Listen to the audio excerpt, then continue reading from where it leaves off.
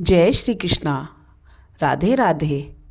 हमारे हिंदू धर्म में एकादशी को बहुत महत्व दिया गया है।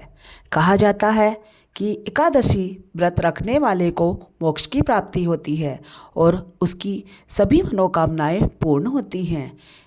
माघ मास में आने वाली जया एकादशी रखने वाले को पितृदोष से मुक्ति मिलती है और उसके पितरों को मोक्ष की प्राप्ति होती है। कहा जाता है कि जया एकादशी रखने वालों के माता और पिता दोनों पक्षों के पितरों को मोक्ष की प्राप्ति होती है। इस बार 2024 में जया एकादशी तिथि प्रारंभ 19 फरवरी सोमवार सुबह 8:51 से 20 फरवरी मंगलवार सुबह 9:55 तक रहेगी। तो हम एकादशी का व्रत मंगलवार को 20 फरवरी को रखेंगे। फिर द्वादशी का प्रारंभ 20 फरवरी मंगलवार सुबह 9:56 से 21 फरवरी बुधवार सुबह 11:27 तक रहेगा। विधि पारण तिथि और मुहूर्त को देखते हुए हम व्रत का पारण 21 फरवरी को करेंगे। 21 फरवरी सुबह 7 बजे से 9:21 तक हो जाना चाहिए। माघ मास के शुक्ल पक्ष की इस एकादशी का नाम जया एकादशी इसलिए भी पड़ा है क्योंकि हर काम में हमें जय प्राप्त होती है। इस व्रत को करने वाले को भूत प्रेत पिशाच आदि निकृष्ट योनियों में जाने का भय नहीं रहता और अनेकों जन्म के पाप नष्ट होकर इस लोक और परलोक में सुख प्राप्त हो जाते हैं। एक बार धर्मराज युधिष्ठिर बोले, हे भगवान, अब आप कृपा करके माघ शुक्ल एकादशी का वर्णन कीजिए। इसका क्या नाम है, इसके व्रत की क्या विधि है और इसमें कौन से देवता का पूजन किया जाता है। कृष्ण कहने लगे, हे राजन, माघ शुक्ल एकादशी का नाम जया एकादशी है।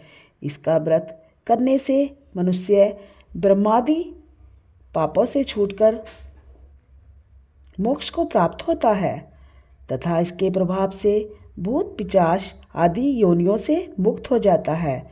इस व्रत को विधि पूर्वक करना चाहिए। इस दिन भगवान कृष्ण की केशव नाम से पूजा की जाती है। अब मैं तुमसे इसकी पौराणिक कथा कहता हूँ। एक समय देवराज इंद्र अपनी इच्छा अनुसार नंदन वन में अप्सराओं के साथ विहार कर रहे थे और गंधर्व गान कर रहे थे। उन गंधर्वों में पुष्पदंत, चित्रसेन तथा उसकी स्त्री मालिनी भी वहाँ थे। मालिनी की कन्या पुष्पवती तथा पुष्पदंत गंधर्व का पुत्र माल्यवान भी वहाँ उपस्थित थे। गंधर्व कन्या पुष्पवती ने माल्यवान को देखा तो उस पर मोहित होकर अपने रूप लावण्य और हाव भाव से माल्यवान को आकर्षित करने की चेष्टा करने लगी। पुष्पवती भी अत्यंत सुंदर थी। पुष्पवती के सौंदर्य को देखकर माल्यवान भी मोहित होकर अपने गायन का सुर ताल भूल गया। ये दोनों भी सभा में नृत्य के लिए आए थे, परंतु परस्पर मोहित हो जाने के कारण उनका चित्त भ्रमित हो गया, इसलिए वे शुद्ध गान न गा सके।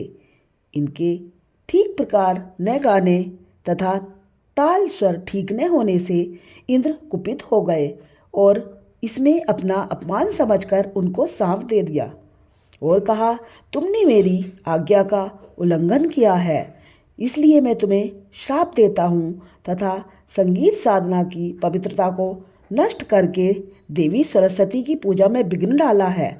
अतः तुम्हें मृत्युलोक जाना पड़ेगा और देवलोक के निवास के बदले अब तुम अधम पिशाच योनि में जीवन व्यतीत करोगे। इंद्र का शाप सुनकर वे अत्यंत दुखी हुए और हिमालय पर्वत पर पिशाच बनकर दुखपूर्वक अपना जीवन व्यतीत करने लगे। उन्हें गंध, रस तथा स्पर्श आदि का कुछ भी ज्ञान नहीं था। वहाँ उनको बहुत दुख मिल रहे थे। उन्हें एक क्षण के लिए भी निद्रा नहीं आती थी। उस जगह अत्यंत सर्दी थी, उससे उनके रोम खड़े रहते और दांत शीत के मारे बसते रहते। एक दिन पिशाच ने अपनी स्त्री से कहा, पिछले जन्म में हमने ऐसे कौन से पाप किए थे जिससे हमको यह दुखदायी पिशाच योनि प्राप्त हुई।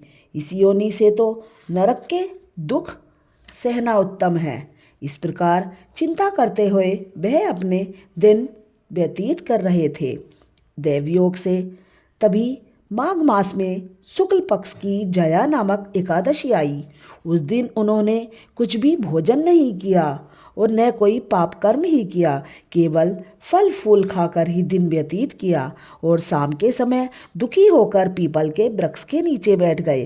वह रात्रि इन दोनों के शीत के मारे अति दुखित होकर मृतक समान आपस में चिपटे हुए काटी। उस रात्रि उनको निद्रा भी नहीं आई।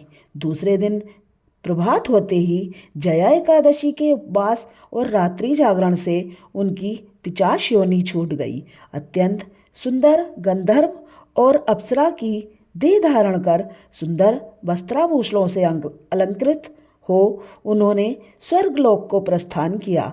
उस समय आकाश में देवता तथा गंधर्व उनकी स्तुति करते हुए पुष्प बरसाने लगे। स्वर्गलोक में जाकर उन दोनों ने देवराज इंद्र को प्रणाम किया। इंद्र इनको पहले रूप में देखकर अत्यंत आश्चर्यचकित हुए और पूछने लगे, तुम्हें अपनी पिशाच योनि से किस प्रकार मुक्ति मिली, उसका वृतांत कहो। माल्यवान बोला, हे देवेंद्र, भगवान विष्णु की कृपा और जया एकादशी के व्रत के प्रभाव से हमारी पिशाच देह छूटी है। तब इंद्र ने कहा, माल्यवान, भगवान की कृपा और एकादशी के व्रत करने से न केवल तुम्हारी पिशाच योनि छूट गई, वरन हम लोगों के भी लिए भी बंदनीय हो गए, क्योंकि विष्णु और शिव के भक्त हम लोगों के लिए बंदनीय हैं। अतः आप धन्य हैं।